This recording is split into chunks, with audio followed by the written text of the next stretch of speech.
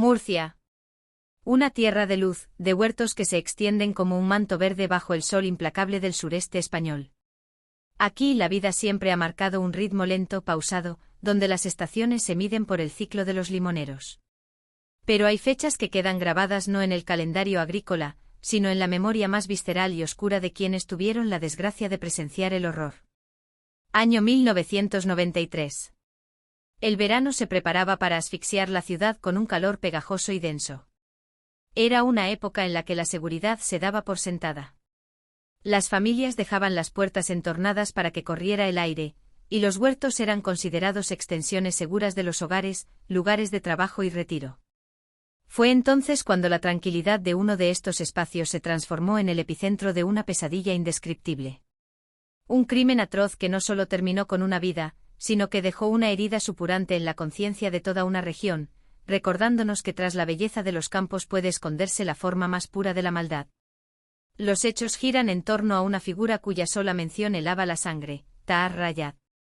Un nombre que durante meses se convirtió en sinónimo de terror absoluto. Todo comenzó con el macabro descubrimiento de un cuerpo. Una anciana, una mujer que habitaba la humildad y la sencillez de su pequeña parcela, fue encontrada sin vida. El hallazgo no fue una muerte apacible, fue una puesta en escena de la crueldad absoluta. Los vecinos, acostumbrados al canto de las chicharras y al rumor del agua en las acequias, se vieron de repente rodeados por el despliegue de luces azules y cintas policiales que cortaban el paso a la normalidad.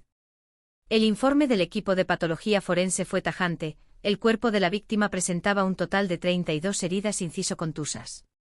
La distribución de estas lesiones revelaba una dinámica de ataque sumamente agresiva.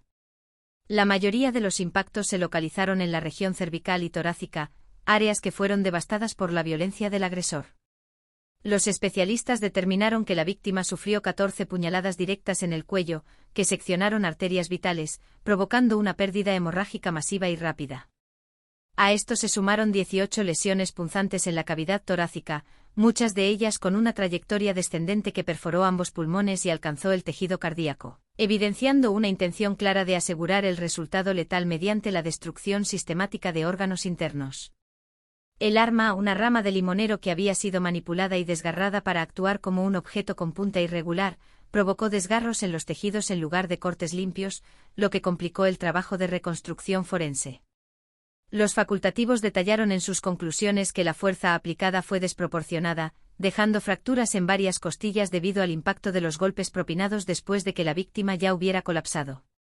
La precisión técnica de estos informes, leídos años después en el estrado, permitió a los magistrados reconstruir el calvario de la anciana, dejando claro que el agresor no buscaba una muerte rápida, sino que persistió en el ataque hasta asegurarse de que no quedara rastro de vida. Murcia se paralizó ante la noticia. En los pueblos y barrios, las puertas empezaron a cerrarse mucho antes de la caída del sol, y el miedo se convirtió en el único invitado a la mesa. Durante los días siguientes, la policía inició una búsqueda que parecía una carrera contra el tiempo. Los agentes se enfrentaban a un muro de silencio y a la desorientación absoluta. ¿Quién era este hombre, Tahar Rayad?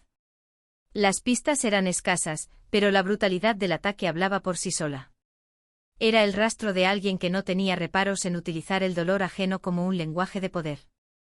Durante la persecución, las autoridades comprendieron que no se enfrentaban a un delincuente común, sino a una sombra que se movía entre el desconcierto y una necesidad patológica de ejercer daño sobre los más vulnerables. Cuando finalmente fue capturado, el horror no terminó, sino que se transformó en una cruda realidad judicial.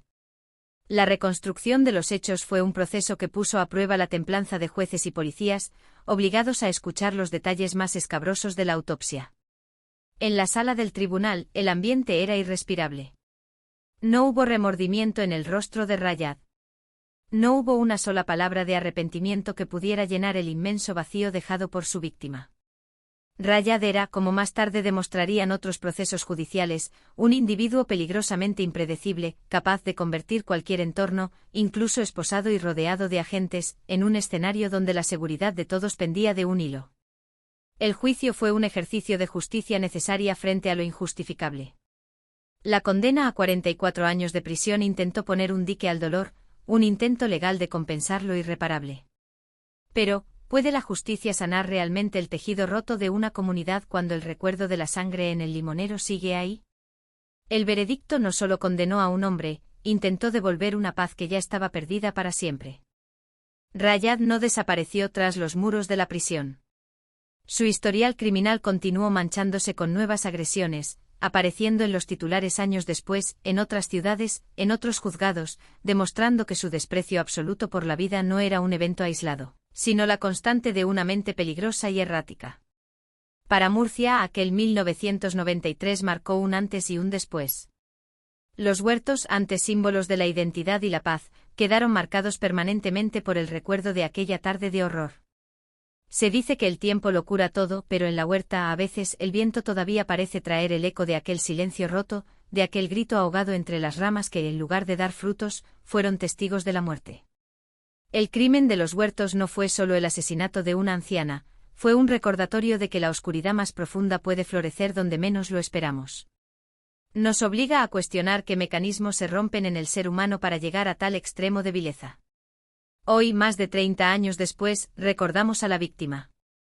No a través de la figura del verdugo, sino a través de la memoria de quienes aún cuidan aquellos campos, tratando de enterrar el horror bajo el suelo que vio cómo la vida se apagaba de la manera más cruel posible. Porque al final la verdadera historia es la de la dignidad de quienes, a pesar de conocer el abismo, siguen adelante.